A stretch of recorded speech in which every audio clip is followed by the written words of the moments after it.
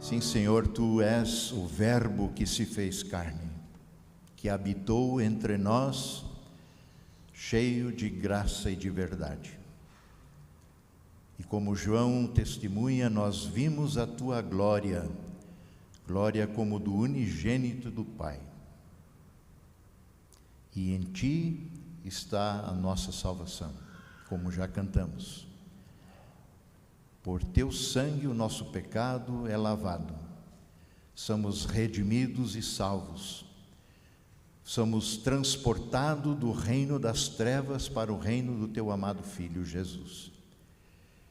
E nele, Senhor, enquanto aqui vivemos, nós também aguardamos a Tua volta, volta gloriosa. Todo olho verá, toda língua confessará que só Tu és Senhor, para a glória de Deus Pai. Senhor, dá-nos também agora, por meio da Tua palavra, compreensão a respeito desse esperar, no que isto implica, e dá-nos paciência e perseverança até que o Senhor volte. Abençoa-nos a Tua palavra entre nós e por meio dela, em nome de Jesus. Amém. Como já mencionado, primeiro domingo de Advento, de novo, eu não sei por que todo ano eu falo isso, mas é assim, muito rápido. E hoje inicia um novo ano no calendário da igreja. Domingo passado, como mencionamos, domingo do Cristo Rei, domingo da eternidade, também chamado, encerra seu ano da igreja, o ano da eclesiástico. E o primeiro domingo de Advento é um novo ano, porque começamos com a expectativa do Senhor que veio, que vem, voltará. E eu quero ler como tema, como texto que nos serve como diretriz para a nossa reflexão nessa manhã, que é da carta de Tiago, capítulo 5, os versos 7 a 11. Eu vou ler na Nova Versão Transformadora. Tiago 5, 7 a 11. Por isso, irmãos, sejam pacientes enquanto esperam a volta do Senhor. Vejam como os lavradores esperam pacientemente as chuvas do outono e também as chuvas da primavera.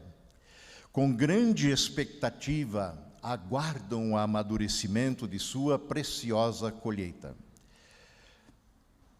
Sejam também vocês pacientes. Fortaleçam-se em seu coração, pois a vinda do Senhor está próxima. Irmãos, não se queixem uns dos outros, para que vocês não sejam julgados, pois vejam, o juiz está à porta. Juiz com letra maiúscula. Jesus não virá como Salvador, virá como juiz. Irmãos, tomem como exemplo de paciência no sofrimento os profetas que falaram em nome do Senhor no passado. Consideremos felizes aqueles que permanecem firmes em meio à tribulação. Vocês ouviram falar de Jó, um homem de muita perseverança. Sabem como, no final da história de Jó, o Senhor foi bondoso com ele, pois o Senhor é cheio de compaixão e de misericórdia. Eu já tenho comentado aqui em algumas pregações que surge a oportunidade que nós somos uma geração não muito paciente. A gente tem pressa o tempo todo em relação a muitas coisas. Não só o celular, o computador precisa ser trocado a todo instante porque ele ficou alguns segundos mais lento. É isso, porque é pouca coisa, né? Mas assim também a gente quer tomar um remédio e caiu no estômago e tem que estar resolvida, a dor tem que desaparecer, o problema tem que ser sanado. Temos pressa também quanto no que se refere à volta de Jesus? Assim como nós temos um coração cheio de expectativas que coisas aconteçam o quanto antes, especialmente aquelas que desejamos e esperamos, temos uma expectativa pela volta de Cristo. Ansiamos pela volta do Senhor.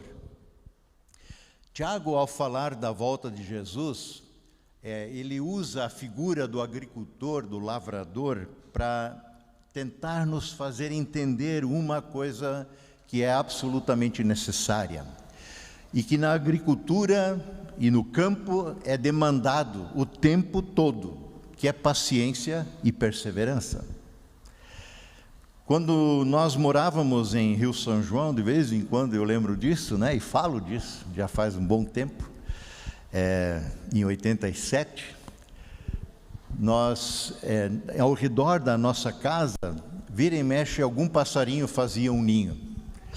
E era interessante poder assistir de muito perto a construção, por exemplo, um João de Barro, que construiu seu ninho em cima de um poste que ficava muito perto do escritório, uma rolinha que construiu seu ninho num parreiral de uva que ficava ao alcance de um braço da janela do banheiro, e o ninho era ali, e outra rolinha que construiu seu ninho, rolinha é aquelas pombinhas, né? Lembram? Que construiu a sua dentro da varanda, num vaso de samambaia. Claro, ela foi inteligente a princípio, Enquanto aquela outra lá, de vez em quando, observava baita temporal, chuva, ou dias de chuva, e ela lá pacientemente sentada no seu ninho, não importa chovendo ou não chovendo, frio ou não, ela ficava persistentemente, perseverando, pacientemente sentada, chocando os seus ovos. O problema é que aquela que fez o ninho lá na varanda, ainda que seja um lugar seco, não tão ventoso,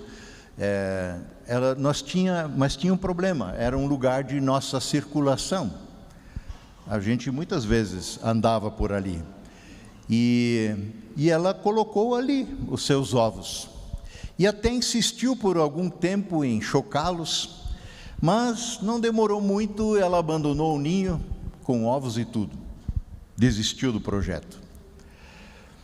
Catarina de Siena, também conhecida como Santa Catarina, ela disse certa vez que não será o iniciar que será recompensado, mas tão somente o persistir. Não é o início de um projeto que é recompensado, mas a persistência nele. Esta rola não viu os seus filhotes nascerem. Ela os entregou ainda no ovo ao destino. Enquanto a outra, persistente e paciente, faça chuva, faça sol, ela viu seus filhotes nascerem, os alimentou e os viu decolar em voo para fora do ninho. Bom, certamente a rolinha que fez o seu ninho lá na varanda tinha muitos incômodos, talvez, com a nossa presença, muita dificuldade com a nossa presença constante, mas na realidade a vida é assim mesmo, não é? De alguma maneira nós passamos por dificuldades, e muitas, são muitas. O dia a dia sempre de novo nos reserva problemas, situações difíceis, que muitas vezes nos induzem a partir para outra, a largar tudo, a não persistir no caminho que iniciamos. Iniciar um projeto, muitas vezes é rápido e fácil. Persistir nele, bom, isso já é outra coisa. Pensando na perspectiva cristã, eu diria, talvez é fácil começar uma vida com Cristo, não é? É você render a sua vida a Ele. Ora, entregando sua vida a Jesus. É um momento, é uma decisão, é um fato, é um acontecimento. Mas, e como é persistir no caminho do Senhor todos os dias, faça sol, faça chuva. Na linguagem popular, a gente ouve dizer que todo início é difícil. Pode até ser assim, mas quando se trata de empreender algo novo, talvez seja difícil. No entanto, todos nós conhecemos pessoas, e talvez você mesmo seja alguém assim, que pula de um início para outro, que pula de um galho para o outro, que não levam a nada e nunca vão ao fim de um projeto. Acho que cada um de nós também pode reconhecer que também na nossa vida faltam muitas vezes a perseverança. Quantos projetos, quantas ideias ruíram ao decorrer da vida por falta de persistência, por falta de paciência? Quantos projetos, quantos empreendimentos abandonados pelo caminho por falta de perseverança? Quantas amizades jogadas fora por um enrosco, por um desentendimento? Chega, ele não é mais meu amigo. Hoje em dia é tal do cancelo, né? Esses dias eu ainda comentei em algum grupo aí. Eu acho assim, eu não tinha noção desse negócio, mas eu sei que pessoas, né, daqui também já me cancelaram algumas vezes. Então é estranho, ninguém mais responde o WhatsApp, não tem mais interação, acabou essa amizade. Quantos casamentos rompidos por um enrosco, por um desentendimento, quando na verdade ele está pautado numa aliança, num compromisso de fidelidade, de longo prazo.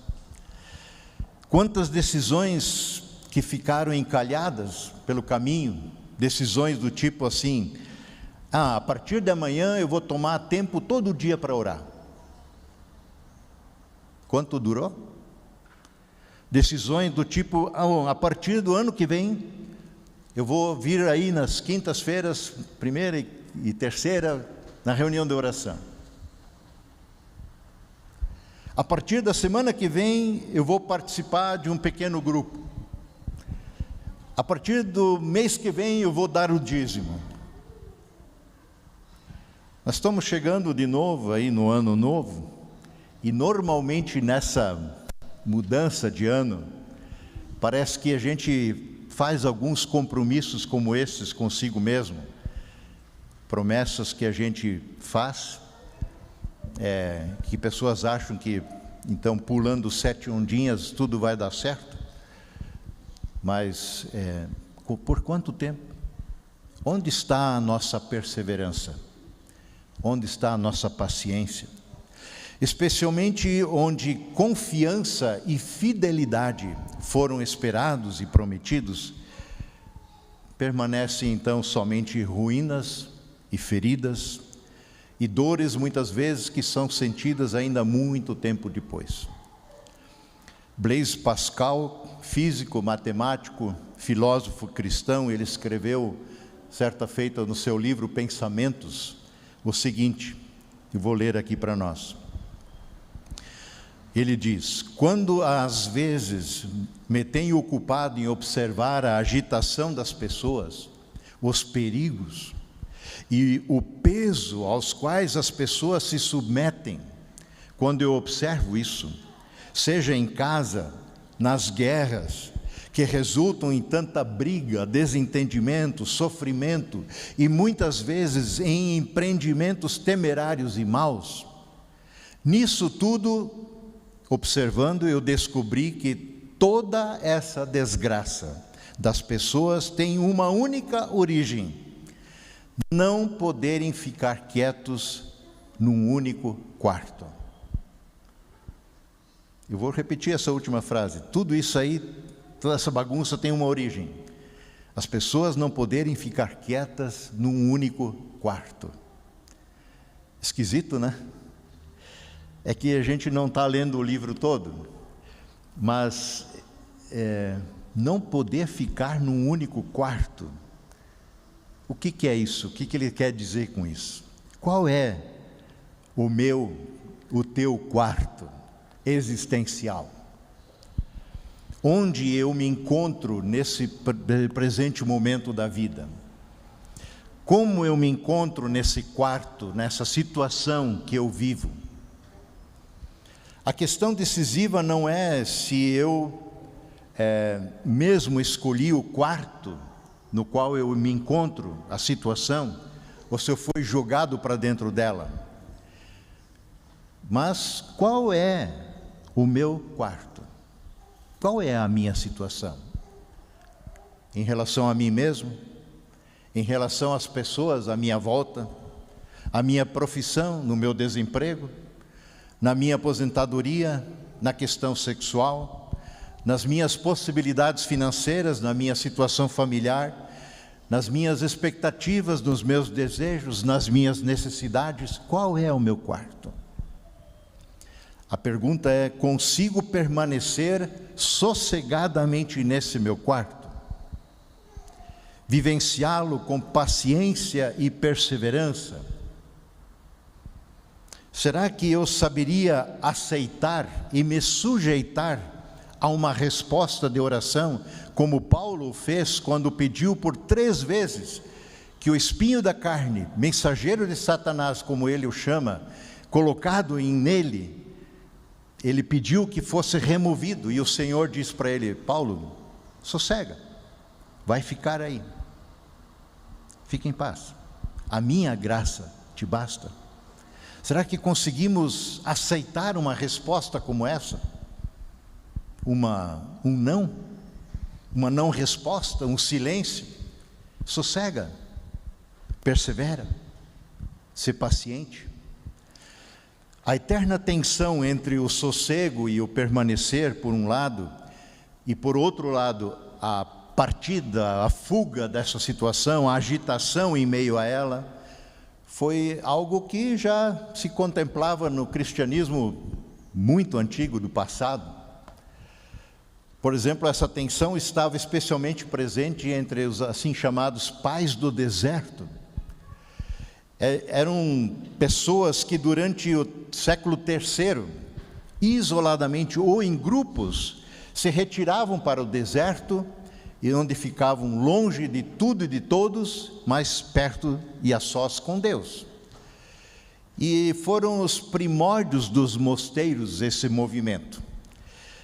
E a partir desse grupo de cristãos é que vem algumas recomendações muito interessantes com relação à paciência e à perseverança. Por exemplo, eles dizem: se você está passando por tentações e provações, então não abandona o teu lugar, não abandona o teu quarto, na linguagem de Pascal, enquanto essas tentações e provações permanecerem. Não foge, para não acontecer que ao final, para o lugar que você fugir, para o lugar que você for, você encontre exatamente as mesmas coisas, os mesmos problemas que você tentou deixar para trás. Porque lembre-se, para onde você for, o problema vai contigo. Melhor é você perseverar, diziam eles, no tempo da tentação, perseverar no tempo da provação, visando também o bem do outro, para que ele aprenda com o teu testemunho. Agora, se você for no tempo de sossego e de paz, se você for adiante nesse momento de tempo de sossego e paz, assim você poderá ir sem escandalizar e sem tormento. Realmente isso requer de alguma forma força e poder para perseverar, resistir à tentação, superar a provação, ser aprovado na provação e não fugir simplesmente, que é o mais fácil, é o mais simples. Dou no pé, para uma nova situação, para um novo quarto, no qual acabarei levando os meus problemas não resolvidos comigo. A figura do semeador aqui, usada por Tiago, em nosso texto já lido, e fala dessa paciência, dessa perseverança, que a Bíblia também traduz normalmente por longanimidade. Eu repito o verso 7 de Tiago, que a gente já leu. Vejam como os lavradores esperam pacientemente, diz Tiago. Esperam as chuvas do outono, esperam as chuvas da primavera. E não tem outra coisa a fazer do que esperar. Você não pode mandar chover. Elias fez isso, né? Mas nós temos que aguardar. E eles esperam com grande expectativa, eles aguardam o amadurecimento de sua preciosa colheita. Você não consegue antecipar o amadurecimento, ele leva o seu tempo. Não tem como a rolinha apressar o nascimento dos filhotes, chocando mais ou menos os seus ovos.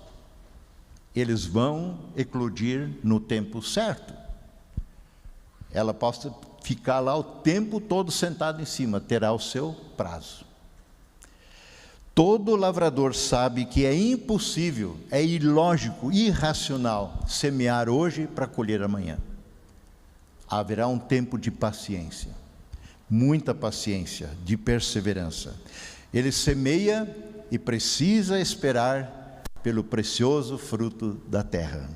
É preciso esperar pela primeira chuva que faz eclodir a semente e brotar a plantinha. Ele precisa esperar pelo sol que traz força e vigor. Ele precisa esperar pela última chuva que faz o fruto amadurecer. Sem dúvida, isso requer calma, serenidade, sangue frio, mas sobretudo confiança. Confiança na promessa de um Deus que faz todas as coisas segundo a sua vontade acontecerem no seu tempo. O tempo de Deus não é cronológico, ele tem um outro nome, é Kairos, é um tempo especial, é o tempo certo, é o tempo exato para todas as coisas.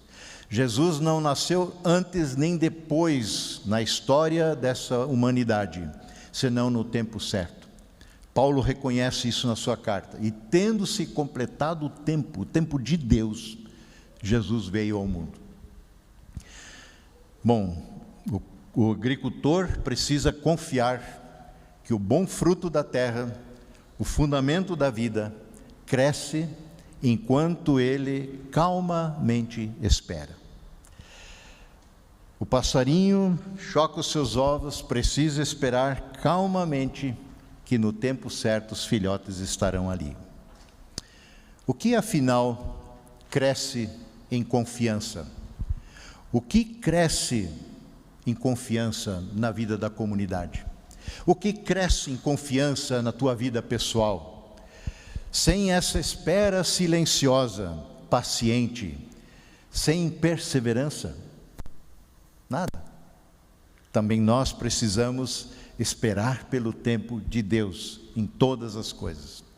Volto a Tiago, capítulo 5, verso 7. Por isso, irmãos, diz ele, sejam também vocês pacientes, assim como os agricultores, enquanto esperam a volta do Senhor. Enquanto esperam a volta do Senhor. Será que existe algo assim como esperar atrativo pelo Senhor? Ou seja, uma expectativa que atrai, que apressa esse dia, que antecipa esse dia? Até parece que sim, porque podemos clamar pela volta do Senhor. Contudo, Jesus deixou claro aos seus discípulos que esse dia ninguém sabe a respeito dele, somente o Senhor o sabe. O dia, a hora, compete ao Pai. Uma espera orientada pela promessa. É assim que nós esperamos. Sejam pacientes, diz Tiago. E o que significa isso na verdade? Ter paciência. Sempre de novo, temos que aprender que, biblicamente falando, paciência não significa cruzar os braços. Paciência não significa deixar as coisas acontecerem. Paciência não significa deixar a vida tomar o seu rumo, ao Deus dará, esperar passivamente. Isso é outra coisa. E é isso que muitos entendem com relação ao advento. Simplesmente esperar passivamente a volta de Jesus. Um dia ele virá. Enquanto isso eu espero, não tem nada para fazer. Até parece que depois da conversão, da nossa entrega de vida a Jesus, não resta outra coisa a fazer do que esperar pacientemente pela volta de Jesus. E a função da igreja é entreter os irmãos, animar a vida um pouco até que ele volte. Mas o tempo de advento não deveria ser exatamente um tempo de obras, um tempo de realizações, um tempo de espera ativa. O que estamos fazendo para esperar ativamente a volta de Cristo? Quem sabe a nossa não possa ter sido até uma medida de novo da nossa passividade nesse tempo de espera, quando olhamos para a assembleia que aconteceu na sexta-feira passada, agora. Nós sempre temos tido uma muito baixa frequência, né, dos membros da Redentor nas nossas assembleias. Será que é uma passividade? Não tem nada a ver comigo. Não tem? A comunidade do Redentor é você faz parte, somos nós. Tiago diz no verso 8: sejam também vocês pacientes, assim como os agricultores. Fortaleçam-se em seu coração, pois a vinda do Senhor está próxima. Para sermos pacientes, se requer que o nosso coração seja constantemente fortalecido. Constantemente. E isso requer de nós algumas atitudes. Mas o que é, de volta a perguntar, paciência? A palavra no grego é macrotimia, e dá a ideia de longanimidade, paciência, persistência, constância, firmeza, perseverança, resignação. É aquela palavra usada para que a ira de Deus não é executada de imediato, Deus não explode agindo irracionalmente, mas Ele é longânimo. E essa palavra macrotimia expressa uma certa atitude também para com as pessoas e as situações, os eventos à nossa volta. Nada a ver com passividade. Paciência não tem nada a ver com passividade. Ser paciente não é ser passivo, como um doente no hospital. Aliás, até esse conceito está mudando, não é? O pessoal do hospital procura o quanto antes fazer com que você saia da cama, que você caminhe, que você se movimente, que faça pelo menos fisioterapia, que você vá para casa, porque a espera passiva não ajuda em nada você se curar. Paciência e longanimidade, portanto, expressa a atitude para com as pessoas de nunca perder a paciência com elas, mesmo quando elas não são razoáveis, muitas vezes, no que dizem, no que fazem. Também de nunca perder a esperança em relação às pessoas, mesmo que elas não sejam agradáveis e dóceis, nem sempre. Longanimidade expressa uma atitude, portanto, para com os eventos também, de nunca desistir, de nunca perder a esperança, permanecer na fé, por mais obscura que a situação seja, por mais severa que a correção e a provação possa ser na nossa vida. Poderíamos assim traduzir macrotimia como o poder de levar as coisas até o fim. Perseverar. É não abandonar o ninho antes do tempo, não abandonar o quarto na perspectiva de Pascal, no meio do caminho. É não jogar tudo para o alto e dizer, para mim deu, chega, desisto, estou indo embora. Mas o melhor lugar para aprendermos o verdadeiro significado dessa palavra, macrotimia é olhar para Deus, para o próprio Deus. Porque a longanimidade, a paciência é um atributo de Deus. Deus é longânimo, assim como Ele é justo, como Ele é amor, como Ele é misericordioso. A longanimidade, a paciência faz parte do caráter de Deus. Sem a paciência de Deus, não haveria lugar para o arrependimento, porque Ele nos fulminaria, direito que Ele tem, diante do nosso pecado. Contudo, alguns abusam, sim, abusam da paciência do Senhor, para a sua própria destruição, achando que, Deus é muito paciente, Deus é gracioso, Deus é bondoso, Ele não vai me punir, Ele não vai acontecer nada, vamos tocar assim mesmo. Mas a paciência de Deus é mais do que um simples aguardar, do que empurrar o problema com a barriga, deixar que o tempo resolva. Deus não age assim. A longanimidade de Deus é chamada, ela vem na nossa direção quando Ele envia o seu próprio Filho Jesus. A longanimidade de Deus nos chama ao arrependimento, nos dá tempo para nos arrependermos, como por exemplo quando Ele enviou, fugiu o nome dele agora, do profeta Jonas, obrigado. Jonas foi enviado aos ninivitas, pregar juízo, mas Deus deu um prazo de 40 dias, para que os ninivitas ouvissem e se arrependessem. Isso é longanimidade, isso é paciência. Deus está agindo para a nossa salvação. Ele não apenas aguarda que nós voltemos para o lar, mas em Jesus Ele vem até nós para nos buscar e salvar o perdido. Essa paciência deve marcar e determinar também a nossa vida cristã, até que Jesus volte. Não só em relação aos outros, mas também em relação à vida, às circunstâncias, aos eventos pelos quais passamos. Talvez a lição mais difícil a ser aprendida seja esperar quando parece que nada está acontecendo. Talvez a lição mais difícil a ser aprendida é esperar quando todas as circunstâncias nos dão motivo para desânimo, para desistir. É bem possível que esta seja a tarefa mais difícil para uma geração que fez da velocidade o seu Deus. Tudo tem que ser para ontem.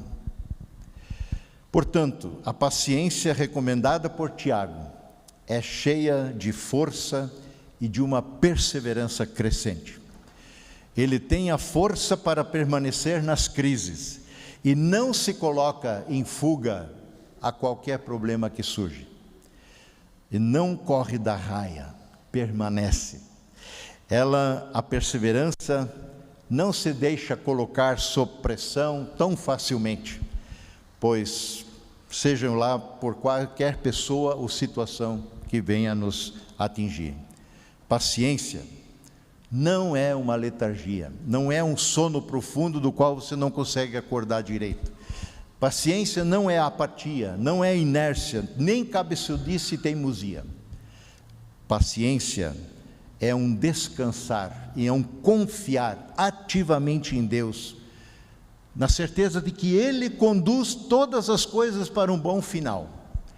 Confiar a Ele a nossa vida, a vida da igreja, da comunidade, a vida da história desse mundo. Nada acontece por acaso.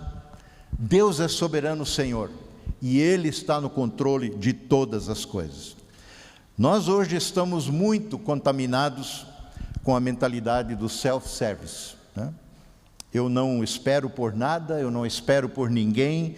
Quando eu quero alguma coisa, eu preciso de alguma coisa, eu mesmo me sirvo, eu mesmo peço por delivery, eu mesmo faço acontecer. Eu faço, eu conquisto, eu mereço, eu. Esperar para quê? Se eu estou no controle? A única coisa que eu espero é que os outros correspondam imediatamente às minhas expectativas. Isso sim. Caso contrário, eu fico impaciente. Caso contrário, jogo tudo para o alto.